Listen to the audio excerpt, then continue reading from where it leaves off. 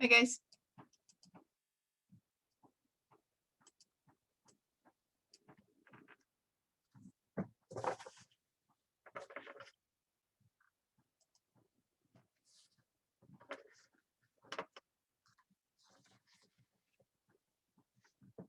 How you guys doing this morning?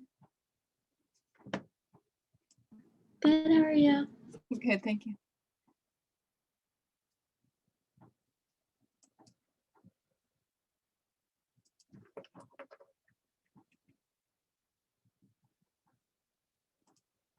Okay, I'm admitted into our class. We're gonna spend some time, we're gonna talk about our homework. But first I just want to talk about, you guys can skip question 21 if you want. Let's see, it's a little bit, some of the upper numbers on these homework problems can get a little bit esoteric, like this question right here. You guys can skip this one.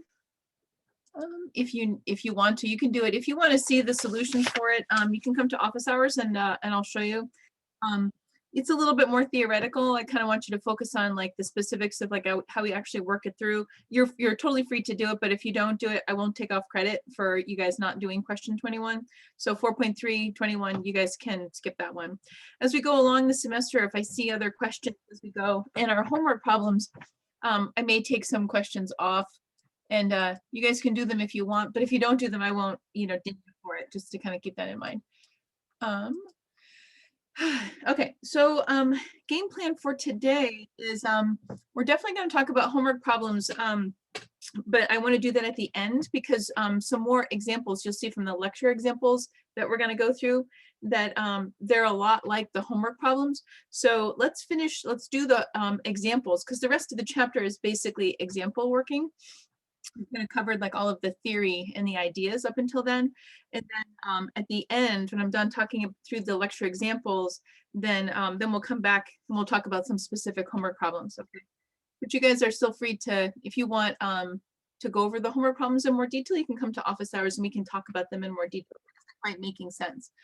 Anyway, and you guys also have the videos, the lecture videos I keep posting to our Canvas page. If you don't have access to the lecture videos for some reason, let me know, and then we'll see what we can do. I try to post them up also on the YouTube page too. That tends to help. So you guys can access them there. I think I'm like maybe 1 or 2 lectures behind on posting things up to the YouTube page. So just kind of keep that in mind. So all that will help. All right, so let's do this. So hold your questions on the specifics for our homework problems, okay, until when I'm done talking about the lecture examples, and then we'll go over these. But you will recognize like a lot of these are a lot like the lecture example that we covered on Monday, okay? So I wanted to work you guys through and explain like what was being asked and why, okay? All right, so last time we went through, we were talking about in 4.3 is basically we're looking at when we make an approximation to a function. We have this function like e to the x, ln, sine, cosine, whatever, and we want to approximate that function with a polynomial. Why do we want to do this? We do this because polynomials are really easy to work with, right? I can take the derivative using the power rule. I can take an integral using the power rule. It's much easier to manipulate these polynomials than it is to manipulate a function that's really complex, right? And so, but we need to talk about though, what's the error whenever we do an approximation, okay? Because that's a really important thing. We have to quantify it, otherwise, who's to say that our approximation is any good, right? So we talked about this, or we actually worked our way through. Your specific piece that you want to remember is this, right? This is our, what we call our nth order error, right? We say we want it to be less than or equal to. It's basically the absolute value of our remainder, but the remainder itself is an approximation, and we use, right, the maximum. We take a maximum value of our n plus first derivative of our function, evaluated at some approximate value called z, right? And z, we said before, is going to be between x and a. Okay, maybe between a and x, depending on what values we're looking for. But typically we think of it as x and a. Z is between these two values. Now, we multiply this. This comes from our specific function itself. This is where essentially, we're centering this function, our polynomial x minus a, right? So this value here is typically given to us at the beginning. Like, where do we want to how small a window around our center focus do we want to take a look at. That's being raised to the n plus first power all over n plus 1 factorial. This is like, you recognize this, right? All of this is essentially our next term up in our Taylor sequence, right? So here's our Taylor series, right? And it goes on and on forever, potentially forever. But if I cut it off, maybe like at the cubic or at the 4th or at the 7th power, right? I'm going to have a remainder, and that's like all the infinite terms that happen after I cut this off, right? So if I were to stop this right here, okay, so I'd have my 0th term, my first term, okay, my remainder is going to be estimated using my second term because that's the next term up in my Taylor series. So that's what we mean by f of n plus 1. Okay, so we're coming up with an estimate for all of those infinite number of terms that come after we stop our Taylor series, right? And we're using that next term up to estimate that. Okay, so that's kind of what we're thinking about. And so the whole point of this is that this remainder gives us an upper bound on that error, right? Because we're not subtracting or adding in all the rest of that, all the rest of those terms. We're just taking that next term up, right? So there's a lot of estimations in our estimation. We have an approximation for the error. We have an approximation for some nebulous value between x and a. All of these things are going to give us an upper bound. How we figure out what z is, how we figure out what the max is, right? These things here depend very specifically on the function that we're working with, which is why I want to spend some time today talking about example number 1 is a trig function. That's our sine function. We're going to skip example 2 for now because that's cosine. We kind of did that on Monday. Example 3 is e to the x. That has a very specific sort of way of thinking about it. E to the x tends to show up on final exams. Example 4 is natural log. That also has a very specific way of looking at it, how we calculate our maximum values. So let's go ahead and jump right into those examples here, and then you'll start to see the logic behind how we think about what we need to do. Okay, so we're going to take it step by step as we go. All right, so the first thing I'll do though, when I'm working on this, right, so we're asked to come up with, we want to determine the accuracy of the approximation, which means we need to come up with the error. So here they're telling us we're going to do a third order, right? Third order Maclaurin, okay, which means, remember, Maclaurin means that we're centering this at 0, okay? And what I'm going to do is I'm just going to write down my error here at the top.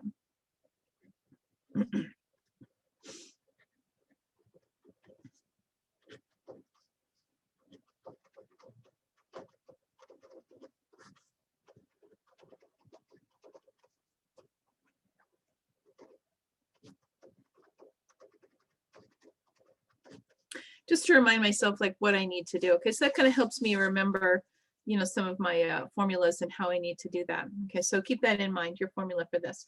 All right, so this says determining the accuracy of the approximation. Okay, so given the third order Maclaurin polynomial for the sine, right? So we've got this third order Maclaurin.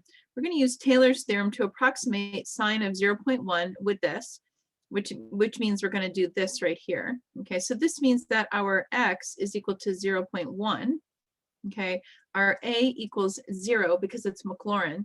We want to determine the accuracy of the approximation. So we're looking for the third order error, okay, is what we're going to be finding.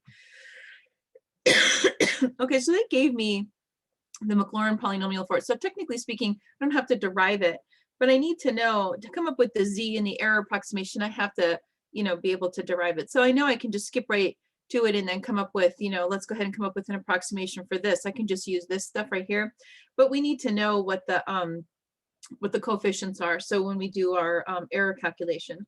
So let's think about that one for a minute. So I can just do, let's do this. So we'll just answer the question. Let me write this down.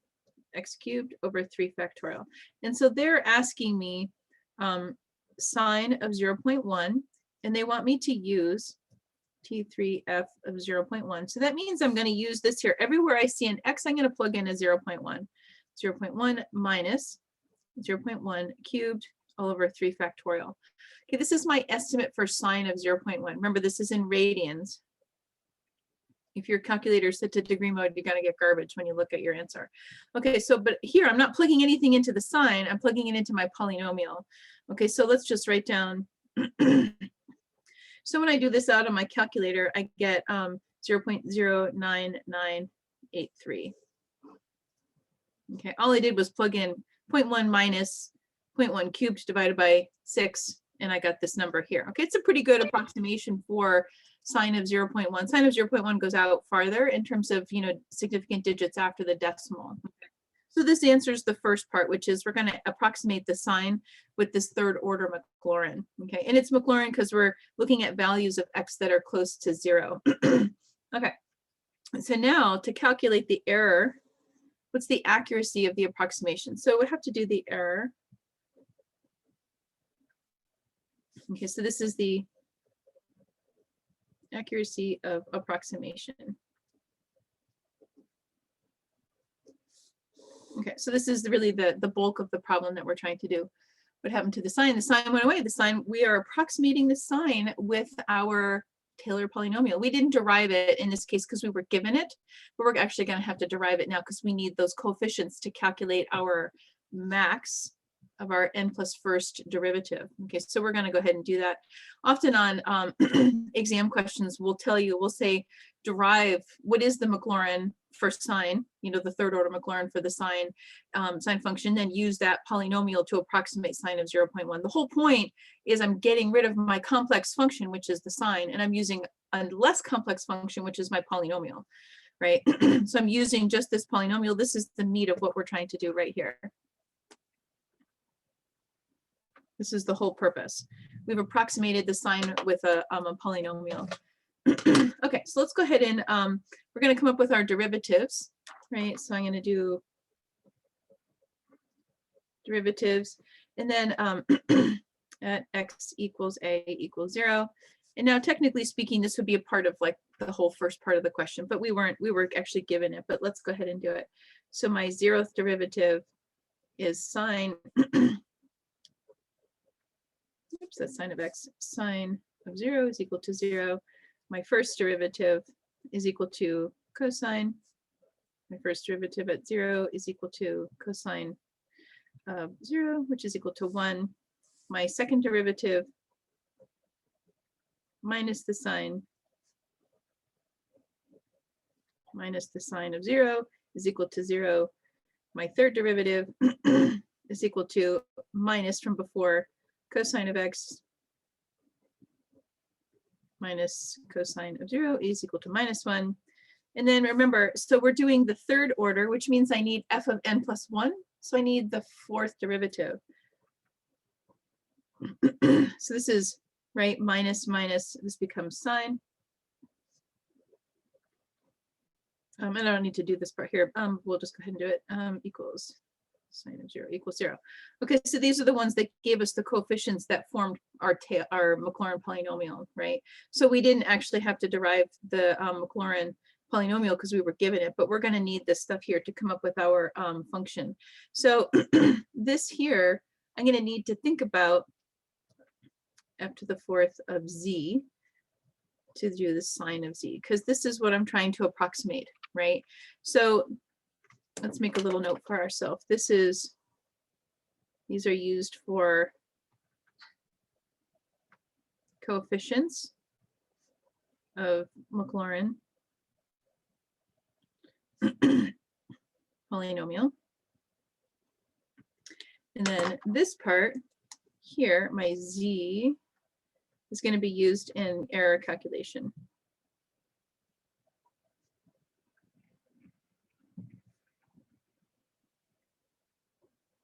Okay, so that's why we're going through and doing this anyway, because I need to come up with that. All right, so there's some stuff that we need to think about that we have to do. So let's see, I'm going to do my third order remainder, right? It's going to be my fourth and x to the fourth. I have to do all sorts of absolute values here. So this is going to be, sorry, I'm going to write in my max absolute value. So this is my third order remainder. There's an absolute value on that. So I need to think about, let's do this part first. This is actually technically a z. Let me be specific about this. Okay, so this one, and then this is going to be x to the fourth. Okay, this is our our n equals 3, so 3 plus 1 is 4. That's where I'm getting the 4 from, okay? And our a is equal to 0, so that's why it's just x to the 4th. Okay, so now let's focus on this bit right here. Okay, so we're dealing with our function is sine of x, right? So when I do my derivatives of the sine of x,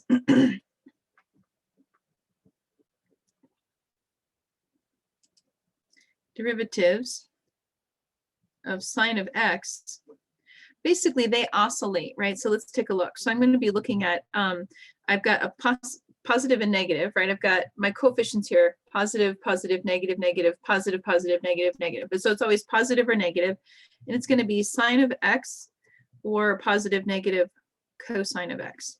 Okay, so again, with the trig functions, my maximum, okay, is going to be the amplitude. Okay, and don't worry about the positive or negative because that negative goes away with the absolute value. Okay, so I'm just going to look at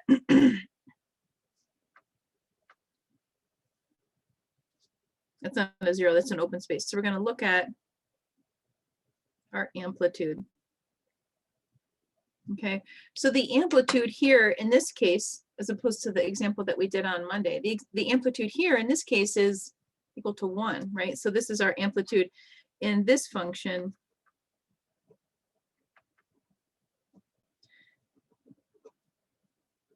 Amplitude equals to 1, okay?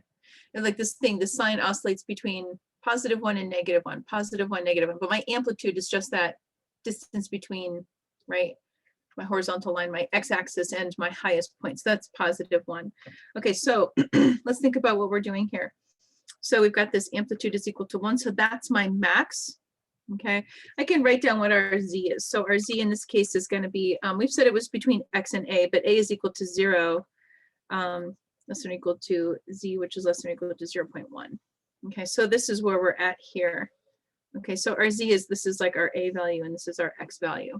Okay, so when I look at my max, my fourth derivative, all the derivatives themselves, they all, like we're accruing these amplitudes, right? But it's just positive or negative sine or cosine, but the amplitude here, so this is z, this part here is equal to 1. Okay, so now when I go to fill in the blanks, right, on the right, I've got 4 factorial x to the 4th. So let's keep writing out the rest of it. So I've got my,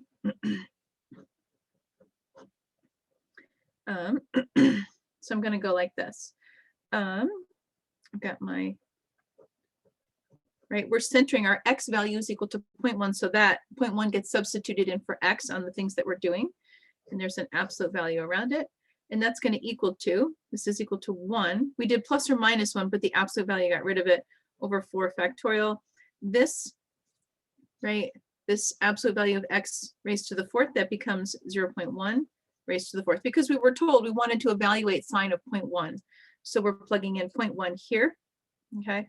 So I go 0.1 to the 4th power, that gives me a small number, and I divide that by 4 factorial, okay?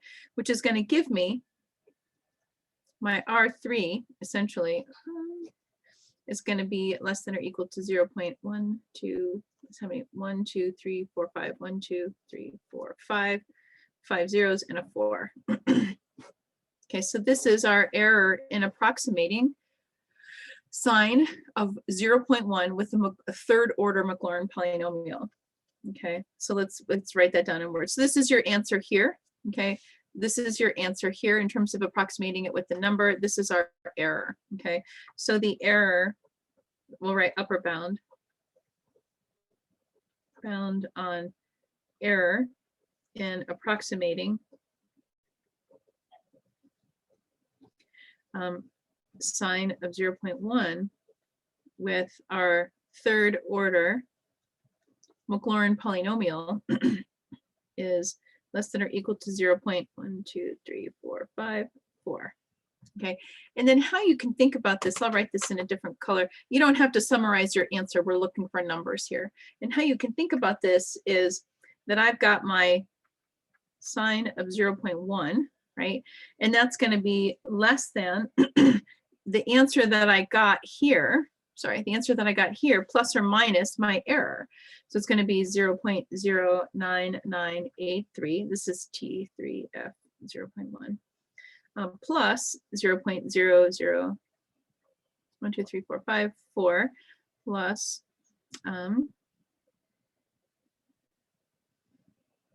okay, and that's greater than, let's write it, 0.09983 minus 23454.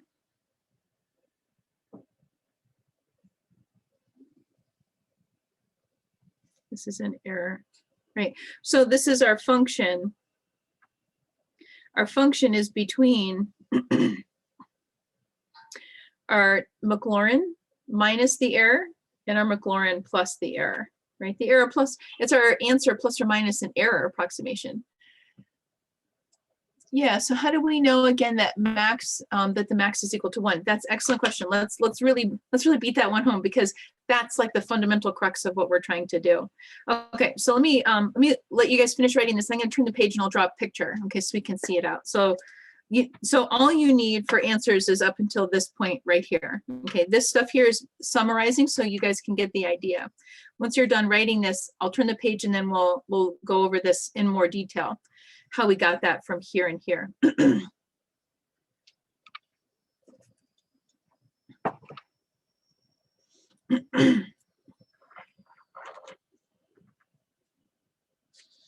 You guys all set with that?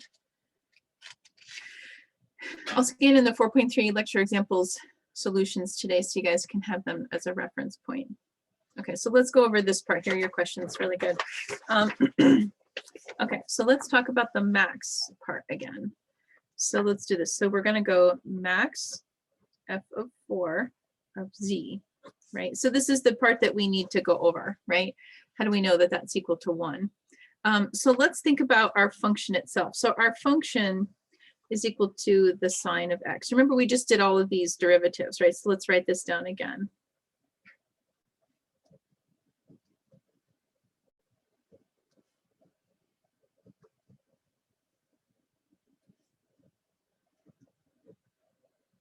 So I'm up to the 4th, but let's keep going. So up to the 5th.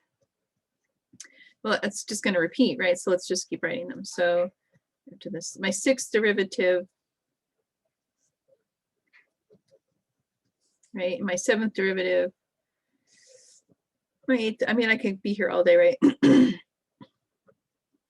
And so on and so forth. Okay. So if I were going to sum, if I'm going to summarize, let's summarize.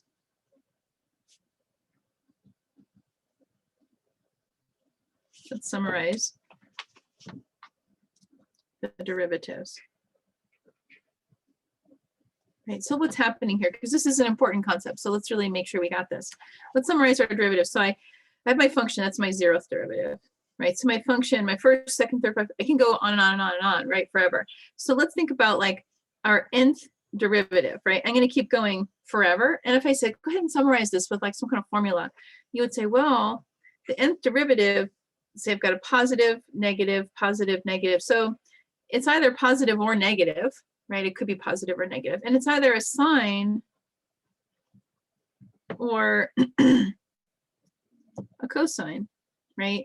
We don't know, depending on the nature of n, right? Is it the 4th, 5th, 6th, 7th, 8th? Depending on the nature of n, it's either going to be positive or negative, or it's going to be sine or cosine. So this is a totally appropriate summary, okay? The same thing's going to be true if I say my n plus 1st derivative. It's the same thing. Okay, this is what happens with the trig functions, or we're going to see when we do e to the x, when we do ln of x, it's going to be a different set of calculations or different logic for thinking about how do we calculate this max. But we're really going to beat this home because this is a really important concept. So I've got all these different derivatives. I'm going to summarize plus or minus, depending on where I'm at, sine or cosine, depending on where I'm at. Okay, so now if I need to look at what's the maximum value that can come out of my possible derivatives, right? Because remember, I'm looking at some interval. Ultimately, we're looking at z, but z is just like along this interval, we've come up with an approximation. It's kind of a, z itself is like this, it's between a and x, but along this, make pretend instead of a definite, let's just come up with what's the maximum value that we can possibly get out of here, okay? So my sine or cosine, like if I draw this out, my sine function, right, this is my sine of x, right, here's +1, here's -1. This is this function, right? This is not 3 times the sine of x where the amplitude would be 3. This is the sine of x where it's, that. And then my cosine, obviously is the same thing, but just shifted. Right, so here's cosine of x, and this is at 1 and -1. Okay, so if I told you we've got this sine or cosine, right, what's the maximum possible value that I can get out of here? Well, I'm up +1, +1, negative, well, +1 or -1, but still what we're looking at is the amplitude here. So here's my amplitude, right? That's my highest point, right? Here's my amplitude. Okay, so that's this coefficient right here. This coefficient right here is your amplitude. Sometimes we'll put an A in there, although it's a capital A, typically for amplitude. So anyway, our amplitude on our cosine or sine tells us like our maximum value, right? So we're dealing with here, it's our amplitude is equal to 1. Right, on both the sine and the cosine. You remember the example that we did on Monday? We were accruing 3 raised to the nth power. Okay, that was our amplitude. So that was our max value for that particular function, because every derivative accrued a multiple of 3, right? So we had, if we were on the 4th derivative, we had 3 to the 4th. If I'm on the nth derivative, I have 3 to the n. So my n plus first derivative is going to have an amplitude of 3 to the n plus 1.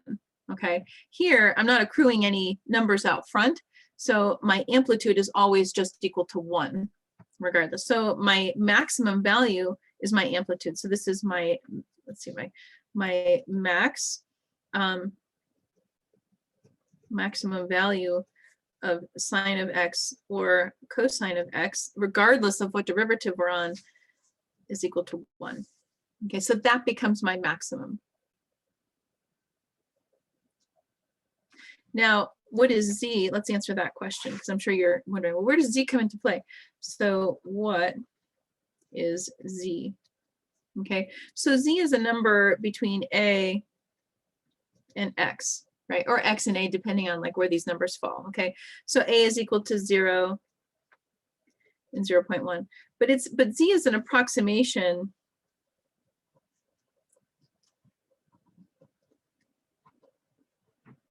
that we're going to use to give us an upper bound.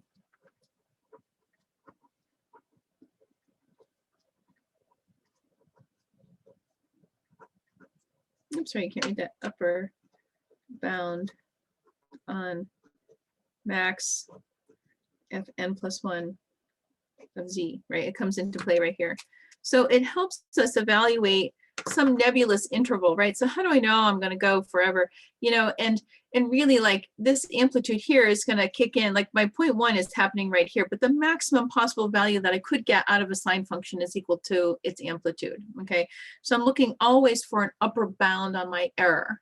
Okay, I want my error to be less than this value. I'm not looking for an exact number on my error. I'm just looking for, I want my error to be less than this number here. That means my accuracy of my approximation is going to be within this error range. Okay, so does that help? We're going to keep talking about what's z and what's the maximum value on each of these functions, each of these examples that we're doing. So don't sweat it if it doesn't make complete sense right now. It's something that you really have to sit with and kind of work through and think about, okay, as we're working through all these different problems. Okay, my suggestion for you is to write down everything that we have here, do the homework problems, and do it out like we're doing it here. It'll help you start to coalesce what these ideas are about. Right, I'm going to skip this one just for now because it's an awful lot like what we did in example 5. We'll come back to it. I'll put the solution in before I scan in this stuff, but I want to get to these other questions here. So example 3. So example 3 says estimate the error for f of x equals e to the x. I'm using a 6th order Maclaurin. Okay, so 6th order Maclaurin. So n equals 6. Maclaurin means a equals 0. So we're looking for, and this says, this is our X value is equal to 0.45, right? Because we want to be able to use our 6th order Maclaurin to estimate e to the 0.45 is how we want to think about it, right? So we've got all these different, we have to decode what's being said here into math so we can, work with it as we're going. Okay, so we've got a lot that we need to do. So let's think about how we're gonna pull this together. So let's do 6th order Maclaurin. So we have to come up with first our Maclaurin. Okay, so our first step is to find for f of x equals e to the x. Okay, so let's do our derivatives. It's going to be straightforward, but let's go ahead and do it. Derivatives, and then we're going to go x equals a equals 0. Okay, so our 0th derivative is equal to e to the x. Our 0th derivative evaluated at 0 is equal to e to the 0, which is 1.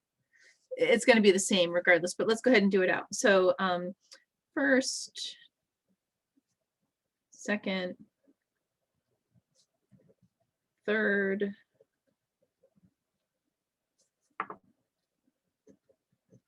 fourth, fifth. Right, it's a little more interesting. I think the homework problem has e to the 3x. So you would at least start to accrue numbers out front from your chain rule, but here it's not quite so interesting. 6, and now because we know we're going to do n plus first derivative, so I'm just going to do the 7th here. This is going to be for my n plus first derivative at z. So let's go ahead and do all these out. It's going to be 1 all the way down, but let's go ahead and do it. So 0 e to the 0 equals 1.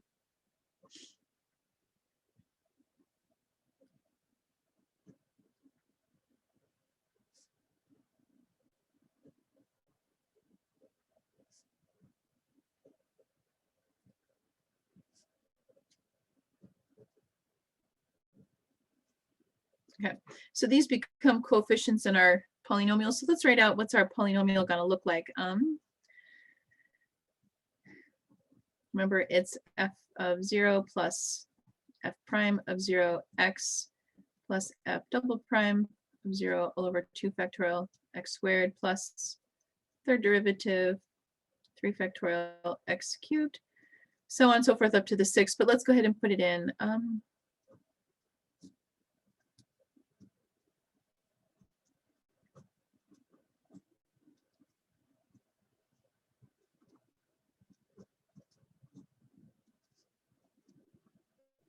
Okay, so we've got our polynomial. Now we're going to use these things here to help us. These are all, right, our 0th derivative, our first derivative, these are all equal to 1, but let's go ahead and write this out. So, so this is 1 plus x plus 1 over 2 factorial x squared plus, let's write it like this, x cubed over 3 factorial plus 4 factorial 6 factorial. Okay, so this is our 6th order Maclaurin for our e to the x function. Okay, that's what they told us, using 6th order Maclaurin. Okay, so they want us to be able to find this thing, and we want to be able to find the error for it. So let's go ahead and do that. So this right here, so I'm going to plug in T6F 0.45. Oops. So what this means is everywhere I see an x, I'm going to plug in 0.45. Okay, so this is 1 plus 0.45 plus 0.45 squared all over 2 factorial.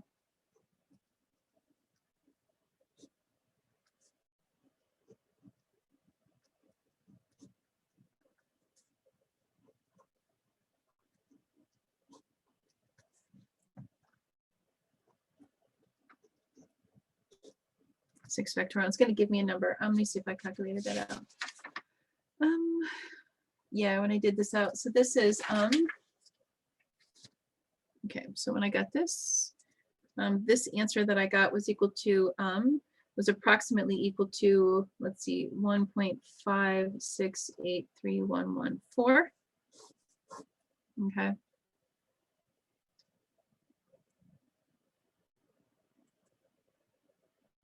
All right, so now I need to calculate the error. So this was my whole thing.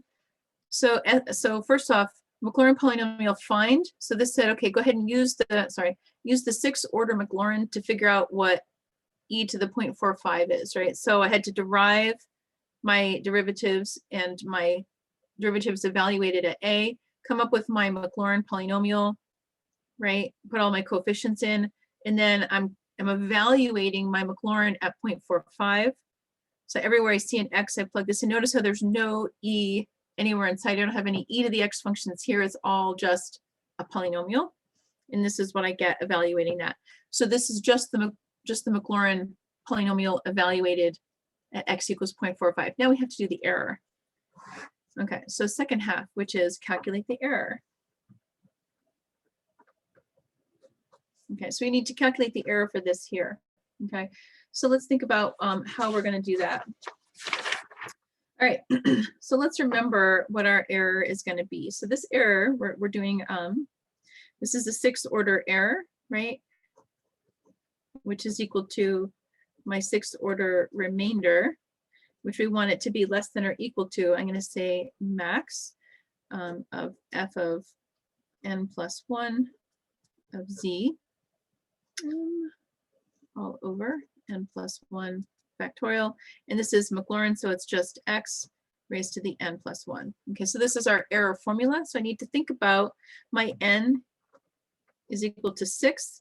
And my x here, right, we know what we're going to plug in for our x and how we're going to calculate that. That's going to be our 0.45, but we're going to do that in a little bit. So let's come back and we're going to discuss this part right here, okay?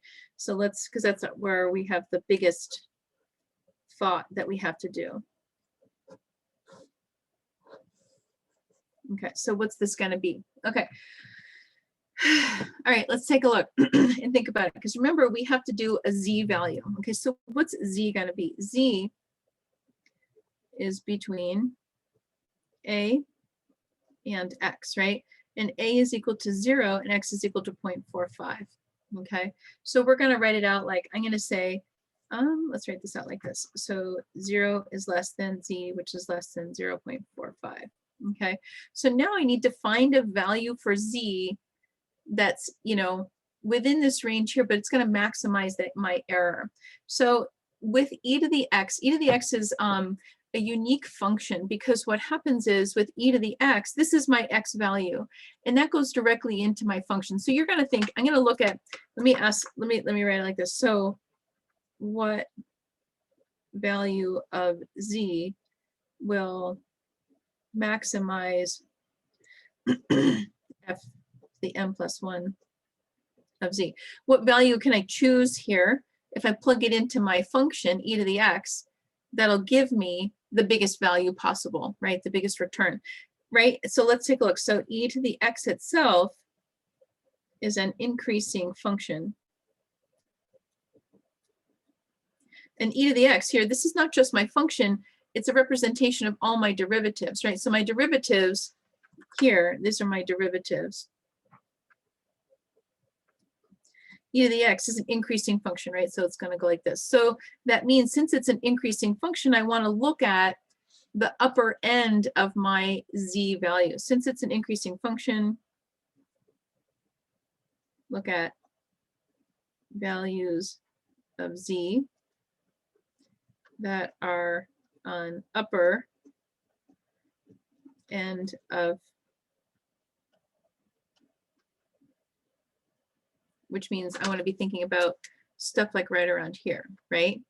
But the problem is with e to the x, this is something why we're really belaboring these points. The problem with e to the x is I can't just take 0.45 and say 0.45 is going to give me the maximum, because that's the number that we're using to estimate our function. So e to the 0.45 is what we're looking for. I don't want to find an exact error. If I used 0.45, I'm going to find an exact error. I need an upper bound. So I have to choose a value of z that's just slightly greater than my upper bound. This is confusing, right? It's different from what we did with sine, cosine. Okay, sine, cosine was based on the amplitude. Okay, e to the x is different. It's going to be different than ln of x. ln of x is going to have a different frame of mind on it. We're going to do an ln function in just a minute. Okay, so let me let you guys finish writing that. I'm going to turn the page and we're going to talk about how we choose this value to give us an upper bound. Okay. That's why I chose these examples here, because you need to see how the trig, the exponentials, and the log functions work. The thought process on choosing these values of z that will maximize our derivative value. Okay, so let's talk about that. Let me write that down again. So I'm going to go 0 is less than z, which is less than 0.5. I'm just rewriting it. And then I want to do max f of n plus 1 of z. Okay, so what value of z am I going to choose? So e to the x is increasing. So you would think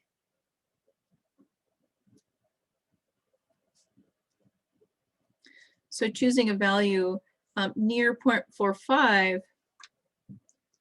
I'm going to call it slightly greater than 0.45, which is our upper bound here, will give us an upper bound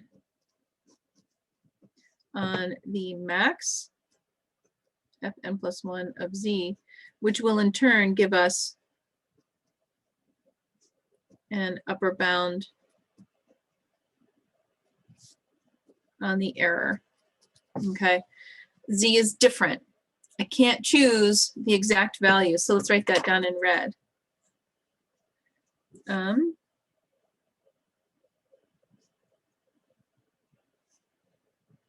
Can I choose 0.45 for z because that will give us our maximum f of 7 of z. This is a 7 because it's n plus 1 of z will be equal to e to the 0.45, which is our function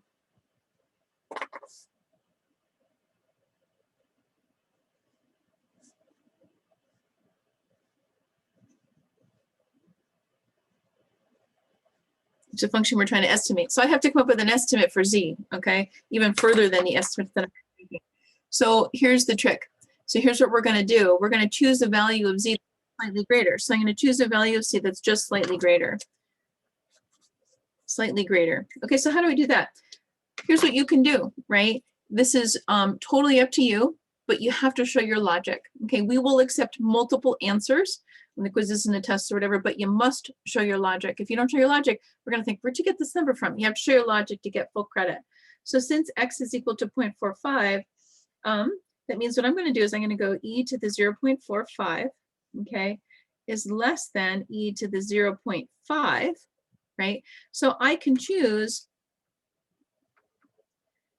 z equals 0.5 to maximize it, okay? Or I can choose, or I can go e to the 0.45 is less than, watch this, 4 to the 0.5, right? Because e is 2.7, right? 2.7 to the 0.45 is less than 2 to the 0.5, radical 2, right?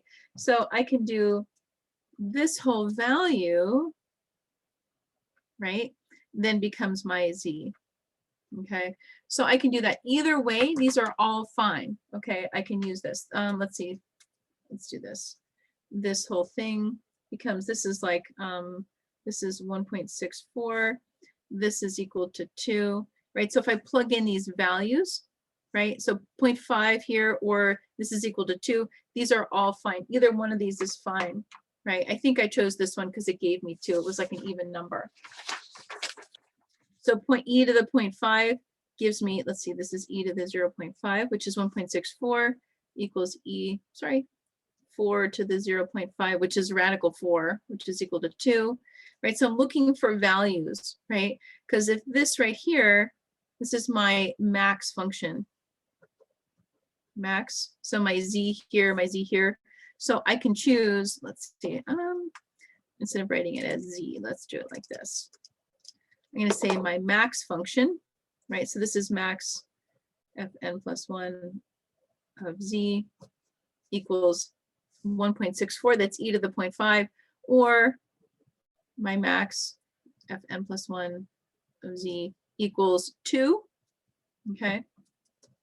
We can choose this one or this one. Either one is fine. It doesn't matter.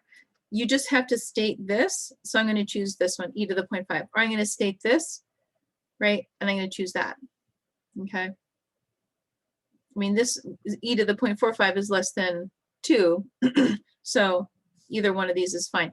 It's totally up to you. I think I chose 2 because it was a whole number. 1.64 would have been totally fine as well. As long as I had this line in here, I need this line right here to show my rationale for how I chose my maximum. Okay, so let's put this all together. So my upper bound on the error, let's write it out. So we're doing, this is our, is equal to e to the 6, which is going to be less than, I'm going to do, let's write this out again, max f of 7 of z divided by 7 factorial. This is going to be absolute value of x to the 7th power. This x here is 0.45 because that's what we were told to choose, right? So this right here, x equals 0.45. So we're going to plug that in. All right, so let's plug all this stuff in. I think when I did my notes, I did it in 2, so I'm going to keep it like that. Less than or equal to 2 all over 7 factorial. This is equal to 0.45 raised to the 7th power.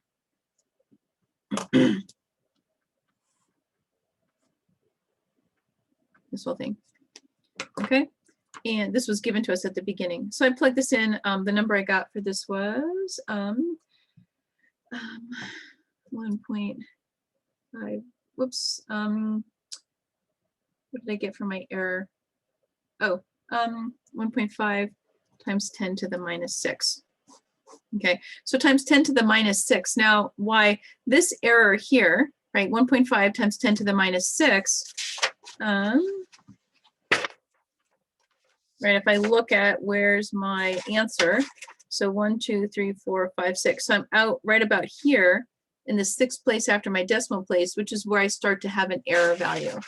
Okay, so when I do this out, let me just confirm. So I'm going to go, watch what's going to happen. So I'm going to go 0.45 raised to the 7th power, right, times 2. I'm going to go divided by my math, and then I have to go probability. Oops, shoot, I should have done that. Oh, sorry, this should have been, let's divided by 7 factorial. Okay, yeah, so 1.5, I rounded it up. So this is like 1.4828 times 10 to the minus 6. Okay, so that was about the point where we start to introduce the error. Okay, so we're talking, right, 5 zeros and a 1 here.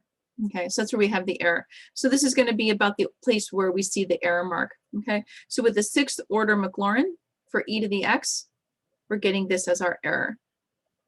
Okay, it's confusing and it's crazy, and there's all sorts of things that we need to think about based on each function that we're doing. Trig functions, maximum is based on the amplitude that you derive from all your derivatives. E to the x, okay. Now, like the homework problem is e to the 3x. So I've got some number 3 raised to some power, right? Because I'm accruing from my chain rule on each of my derivatives. And then I still have to do this estimate because I can't just plug in e to the whatever x value I'm looking at. I have to be able to upper bound it. Okay, so always with e to the x, you're looking to go just slightly outside of, just slightly outside of where you were given your x value to maximize it. Okay, we're going to do natural log, so you can start to see natural log has a decreasing, the derivatives are decreasing. So we have to do something tricky also on that to maximize our z values. Like I said, I'll scan these in later so you can see them. Okay, so let's take a look. All right. Determine the degree of the Taylor polynomial expanded about a equals 1. So this isn't Maclaurin anymore, it's Taylor. That should be used to approximate f of ln of 1.2 so that the error is less than 0.001. Okay, so there's a couple of things that are happening here. So let's think about how we want to handle this. So we need to do our derivatives and we need to do our evaluations at that derivative. So you can come up with our, basically, you know, what's our polynomial going to be and then what's the error. So let's go ahead and do our derivatives.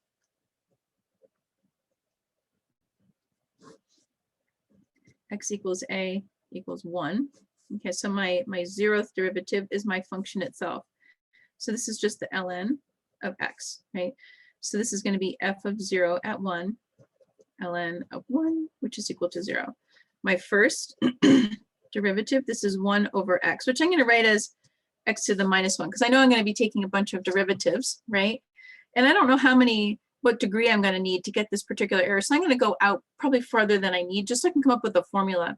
So my first derivative, I'm going to write like this. So my first derivative evaluated at 1 is 1 over 1, which is just 1. My second derivative is, watch, so my power rule, minus x to the minus 2. Second derivative evaluated at 1 is going to be minus 1 over 1, right? 1 over 1, 1 squared. Let's see, my third derivative, right? I've got minus times minus, that'll be positive. I've got the 2, x to the minus 3, okay? My third derivative evaluated at 1 is going to be, I've got the 2, x to the minus 3, that's equal to 1, okay? My fourth derivative, I've got the, watch what's going to happen. I'm going to do the minus for the minus 3. I've got the 3 times 2, x to the minus 4. You're going to ask, why didn't I just multiply it out like minus 6? Because what's going to happen is we're going to try to come up with a formula to represent our nth derivative and then our n plus first derivative. So I'm going to not multiply these things out. And you're going to see why. Because my next derivative is going to be 4 times 3 times 2. Then 5 times 3 times 2, you know, so 5 times 4 times. So you're going to start to see that there's a pattern. It's a factorial. But let's do this out. We won't see that if we multiply that through. It's going to equal to, this is like minus 3 times 2, right, times 1. And this is 5, my fifth derivative. So this is minus times minus, it's positive. 4 times 3 times 2, x to the minus 5. 4 times 3 times 2 times 1. And then my sixth derivative, I think I can stop here, but let's go ahead and do it. So I've got a negative 5 times 4 times 3 times 2, x to the minus 6. So it's enough for us to start to see maybe what the pattern is, right?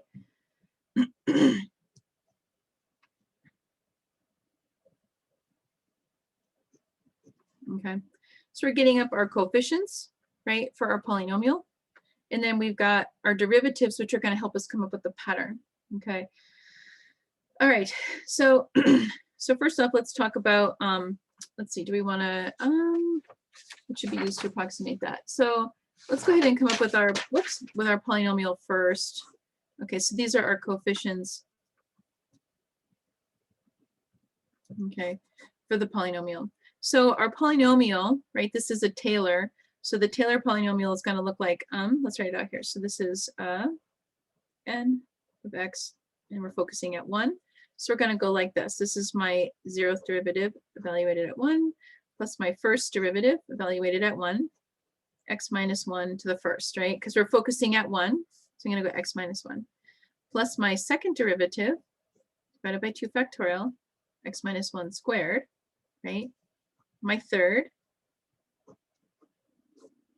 3 factorial, sorry, 3 factorial, x minus 1 cubed, plus our fourth derivative. And I'm going to go plus dot, dot, dot. Okay. Let's start filling in the blanks for what we have. Okay, so this is 0 plus, because I'm, right, this is going to be 1, x minus, we'll make it look pretty in a minute. My second derivative is minus 1, 2 factorial, x minus 1 squared. I'll write it down here. Plus, I'm looking at my third derivative. So my third derivative is positive 2, x minus 1 cubed, all over 3 factorial. And I know I can clean up 2 and 3 factorial. I can make that clean. I'm just going to leave it as 2 over 3 factorial. And we went up to the fourth, 4 factorial minus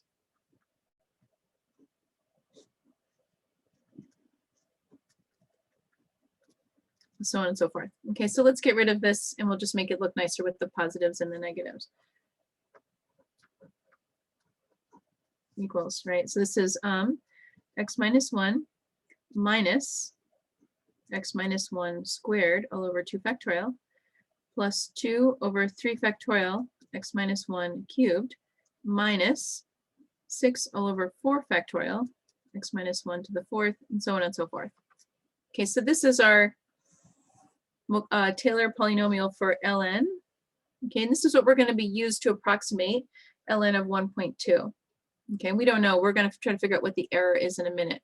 Once we figure out what the error is to get it less than 0.01, then I'll know what order, and then I can use that order to figure out where I need to stop in my polynomial. Okay, so let's go back to figuring out what the error is so we can figure out the order. Okay, so hold this thought in mind. Okay, we're going to come back to it later. Okay, so now what I need to do first is I want to generalize. I want a generalized formula for derivatives, right? Because I need it. So I need to come up with like an nth derivative to come up with my n plus first, derivative at z. Okay, this is my goal because I want the max of that, right? So let's first talk about like what's going on with our derivatives.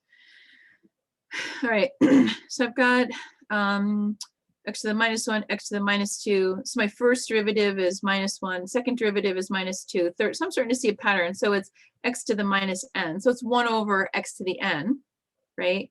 So I've got that. So let's write down, so let's do the nth derivative of x. So far I've got 1 over x to the n, right? I'm just looking at my derivatives and kind of seeing what's going on, right?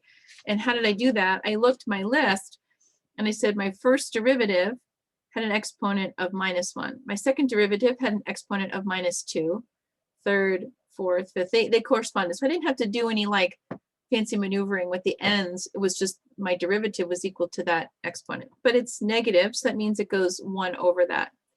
Now I've got these positives and negatives that are happening. So we'll think about the positive and negative in a minute. I've got a negative that's oscillating. I'm going to have to do something. Oops, sorry, you can't see that. I'm going to have to do something with an exponent and the negative one. We'll think about that one in a minute. And then I also have my second derivative is number 1. My third derivative is 2 times 1. My fourth derivative is 3 times 2. Well, my fifth derivative is 4 times 3 times 2. This is 4 factorial. This is 5 factorial. This is 3 factorial, 2 factorial officially, right? So I've got 2 factorial on my third derivative, 3 factorial on my fourth derivative, 4 factorial on my fifth derivative, 5 factorial on my sixth derivative. So I'm looking at, this is going to be n minus 1 factorial. Whoops, sorry, you can't see that, right? So if it's on my nth derivative, I've got n minus 1 factorial, okay? So I've got that coefficient. I've got the 1 over x to the n. I have to think about which ones are going positive or negative. Although technically I don't have to worry so much about the positive or negative because I'm going to take the absolute value when I go max absolute value of f to the n plus 1. But let's do it anyway, just so you can think about it. So let's see, if I'm on the odd, right, it's positive. If I'm on the even, it's negative. If I'm on the odd, it's positive, even, negative, odd, positive, even, negative. Okay, so that means I'm looking at n minus 1, right? Minus 1 to the n minus 1. So this is what we have here for our nth derivative. Okay, so I want to be able to think about this for n plus 1, right? Because I want to find the max of f of n plus 1. So I need to, if I want the f of n plus 1, we're going to do it just first out of x, and then we'll think about z, okay? It means for all of my n's, I substitute in n plus 1. So n plus 1 minus 1 just becomes to the n, right? This n plus 1 minus 1 just becomes n. This is x to the n plus 1, okay? So my n plus first derivative formula, my generalized formula looks like this, okay? This is what I'm going to use when I start thinking about what's my z value, because I'm going to start thinking about what my z value is going to be, but I need the n plus first derivative. So get in the habit when you're doing these derivatives of going a little bit beyond where you think you need to go, because you need to come up with the formula for how you're going to summarize it. Okay, so we've got our n plus first formula. So now we got to start thinking about what z is going to be. All right. You guys all have this. I'll give you a minute to finish writing that, and then I'll turn the page and keep going.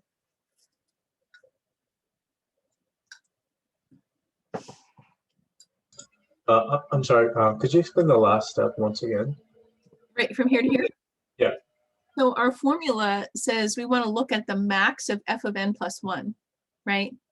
So if we're looking at the max of f of n plus 1, I need to convert I find it easier when I'm looking at my derivatives to look at what's my nth derivative doing, right? So my nth derivative, I'm going to come up with a formula first for the nth derivative. So my nth derivative, we said, was equal to -1, this handled the positive and the negative part, -1 all over 1 over x to the n times n minus 1 factorial, right?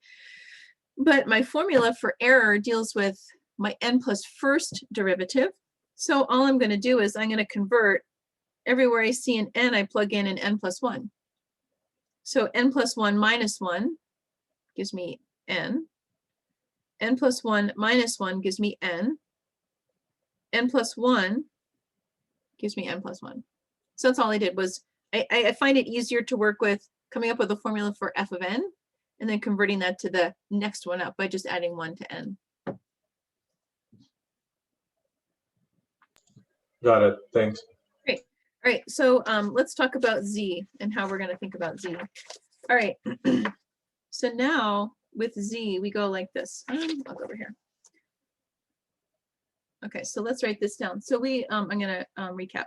So fn plus 1 of z, right, is equal to -1 to the n factorial all over z to the n plus 1, right? So I substituted in, right? Because remember, our error says max of f of n plus 1 of z, okay? So now, we'll summarize that.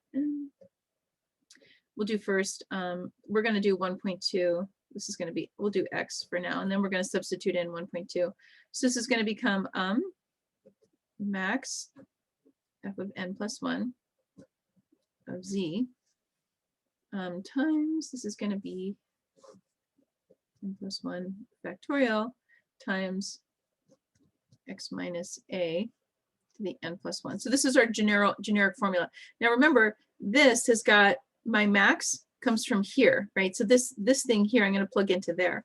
So let's do that. So I'm going to go max absolute value, f of n plus 1 of z is going to be -1 of n factorial all over z to the n plus 1 all over n plus 1 factorial times x minus a n plus 1. Okay, so this calculation here of my max, f of n plus 1 of z, is going to depend on whatever function we're working with. Okay, that's why we spent time kind of coming up with that formula. All right, so now I got to think about some things, what's happening. All right, so first off, let's do this. We're going to clean up this bit here first.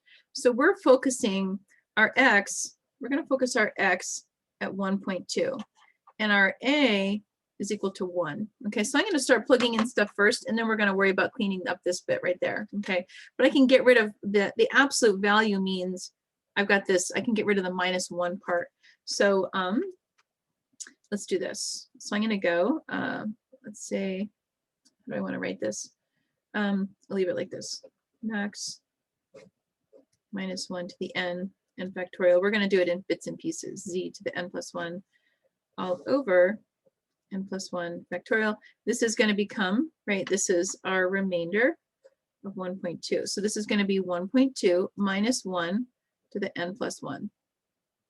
Okay, this is where our x value, this is our x. We're saying, we're told at the beginning to look at approximation of ln of 1.2. So 1.2 minus 1, this is my a value, right? So this is going to give me 0.2. Okay. So what this is going to look like, and let's start cleaning things up here. Okay. So I've got this bit. So the absolute value is going to get rid of my -1. Okay. And I'm going to need to think about how I'm going to plug in this 1 over z to the n plus 1. We're going to do that in just a second. But first, let's do this. So I'm going to go 1 over z to the n plus 1. Okay. Times, this is n factorial. Okay. All over this n plus 1 factorial times 0.2 to the n plus 1.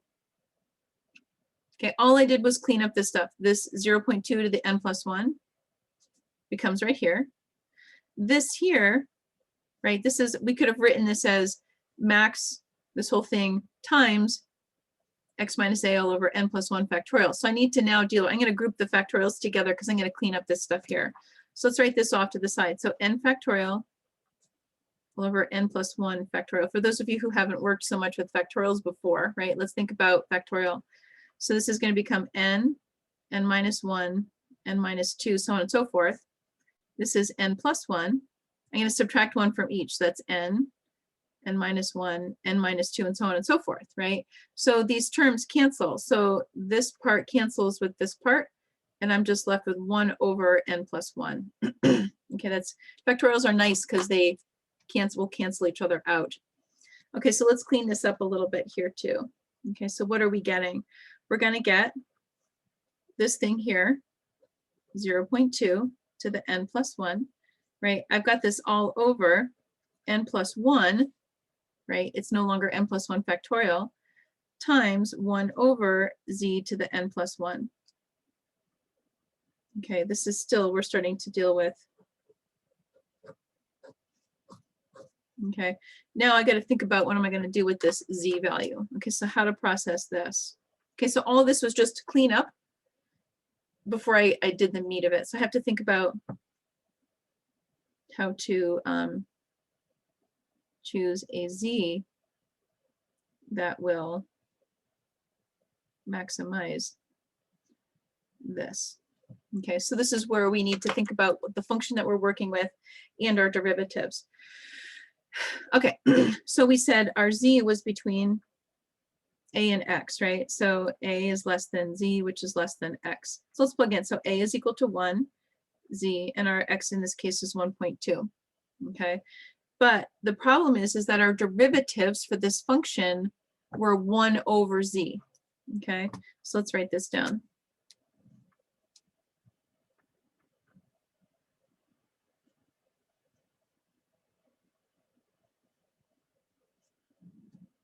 They're in the 1 over z to the n form, right? So it's 1 over z form. So I need to convert this into a 1 over z, okay? So I'm going to take the reciprocal of everything. So when I take the reciprocal of everything, I'm going to get, so this becomes 1 over 1, z, and 1 over 1.2. Well, 1 over 1.2, right, these equalities, so let's write it out like this, 1 over 1.2. Oops, sorry, this is all 1 over z. Is less than 1. Okay, 1 over 1. Right, because I'm trying to get it into the form of how my derivatives were. Because I'm looking at what number is going to maximize this, which means that if I choose z equals 1,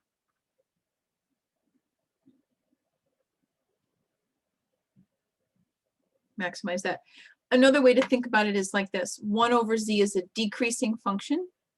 That means I need to use the minimum number to maximize it. Okay, 1 over a small number is bigger than 1 over a big number. Okay, this is our step though. This will maximize this. So my z becomes 1. Okay, so now what happens is, okay, let's do this. We're going to go into the next page. I'll let you guys finish writing this and then I'm going to turn the page. And we'll write this line over again. Oops, sorry, and I'm keeping you guys too long. We'll do this really quick. All right, so our remainder, 1.2, right, what did we say before? This was 0.2 to the n plus 1 all over n plus 1 times 1 over z to the n plus 1, but we're going to choose z equals 1 to maximize, right? So this is going to become 0.2 to the n plus 1 all over n plus 1 times 1 over 1 to the n plus 1, which is just equal to 1. Okay, so now I need to look for a value of n that will give error